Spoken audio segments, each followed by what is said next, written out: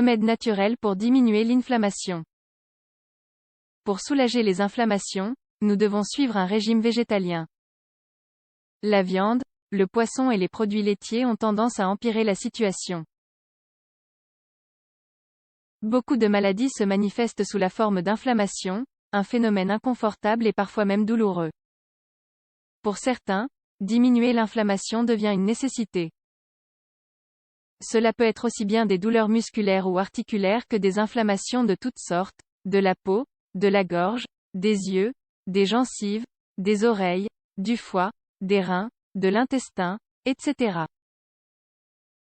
Il est vrai que chaque inflammation présente ses propres symptômes et des causes différentes.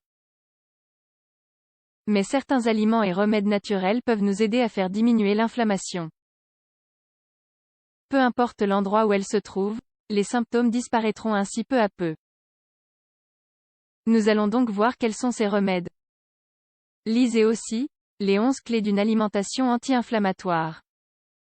Un régime végétarien alcalin. À chaque fois que nous souffrons d'une inflammation, nous présentons aussi un excès d'acidité dans le sang. Et ce, peu importe l'endroit. Le premier remède que nous proposons est donc de suivre un régime végétarien alcalin tant que l'inflammation est là. Tous les aliments qui contiennent des protéines animales ont tendance à empirer les inflammations. Il s'agit par exemple de la viande, du poisson, ou même des produits laitiers. Il faut aussi savoir qu'un grand nombre d'aliments d'origine végétale acidifient aussi notre organisme. Pour avoir un pH équilibré, il faut manger des aliments acides et alcalins. Mais dans ce cas-là, il existe un excès d'acidité, il est donc préférable de consommer des aliments seulement alcalins tels que le jus de légumes, carottes, pommes, céleri, épinards. Les épinards crus, brocolis, l'ail, les raisins secs, la papaye, le kiwi, la pomme, la poire, les noisettes, les amandes, le jus de citron, le thé vert, le froid et la chaleur pour diminuer l'inflammation. Les inflammations ont parfois besoin de froid. Surtout lors des premiers moments, quand elles sont chaudes et rougeâtres. Parfois, au contraire, elles ont besoin de chaleur. Quand? Lorsque l'on ressent un certain froid sur la zone d'inflammation. Généralement, les articulations ont besoin de chaleur. Il suffira de toucher la peau de l'endroit affecté pour savoir ce dont on a besoin. Parfois, cela ne sera même pas nécessaire. En effet, les gens peuvent sentir ce dont ils ont besoin sans avoir à palper l'inflammation. Si nous avons besoin de chaud, nous appliquerons un coussin chauffant sur la zone. Si nous avons besoin de froid, nous appliquerons un sachet rempli de glaçons et recouvert d'un linge. Du fromage blanc ou caillé. Nous pouvons refroidir la zone d'inflammation, lorsqu'elle est très chaude, grâce à un curieux plâtre.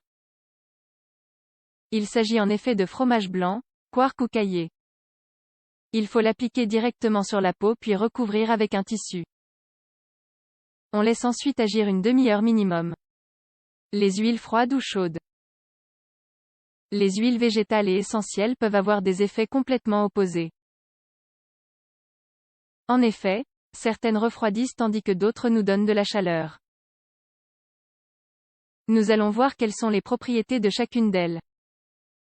Les huiles essentielles qui rafraîchissent, cyprès, menthe. Les huiles essentielles qui donnent de la chaleur, gingembre, cannelle. Nous mélangerons les huiles essentielles aux huiles végétales. Il faudra uniquement mettre quelques gouttes. Attention, il faut plus d'huile végétale que d'huile essentielle. Voici les huiles végétales. Froides, noix de coco, amandes neutres, sésame chaude, olives, les compresses de chou. Le chou fait partie de ces aliments qui sont d'excellents anti-inflammatoires. Pour préparer des compresses de chou, il faudra utiliser du chou vert. Dans un premier temps, nous mettrons les feuilles de chou dans de l'eau bouillante pendant un petit moment. Ensuite, nous les aplatirons pour en extraire le jus. Nous les mettrons directement sur les zones d'inflammation, en les recouvrant bien évidemment d'un linge. Au-dessus, il faudra mettre du papier cuisson ou alors du papier plastifié. Il faut laisser agir pendant 30 minutes ou plus. Ce remède s'utilise aussi pour les douleurs menstruelles, il faut alors placer la feuille sur le ventre. Contre le gonflement du visage. Le visage est une zone délicate. Nous pouvons difficilement y appliquer des enduits ou bien des cataplasmes. Même l'utilisation d'huile peut être inconfortable. Voici quelques remèdes simples pour soulager les inflammations telles que les dermatites, les conjonctivites, etc. Les sachets de camomille, une fois utilisés en infusion, gardez les petits sachets de camomille au réfrigérateur. Ils seront très utiles pour être appliqués sur des yeux gonflés. Les tranches de concombre. Les tranches de concombre frais servent également à dégonfler les yeux et les paupières.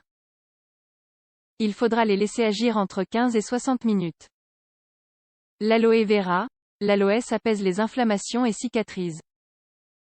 Il est préférable d'avoir une plante et d'en couper un bout. Mais on peut aussi en acheter en gel et même le mélanger avec des huiles. La calendula. Elle est excellente pour les inflammations de la peau. Nous pouvons en trouver sous forme de crème. Les infusions d'ortie pour diminuer l'inflammation. Tant que l'inflammation est là, nous pouvons tenter de diminuer l'inflammation en buvant des infusions de plantes médicinales. Parmi elles, nous pouvons citer l'ortie pour ses vertus purifiantes et drainantes. Nous préparerons 1 litre d'infusion que nous consommerons ensuite tout au long de la journée. Si vous le souhaitez, vous pouvez adoucir cette boisson avec un peu de stevia. Le miel et le sucre sont des aliments acidifiants, ils auraient donc une fonction contraire.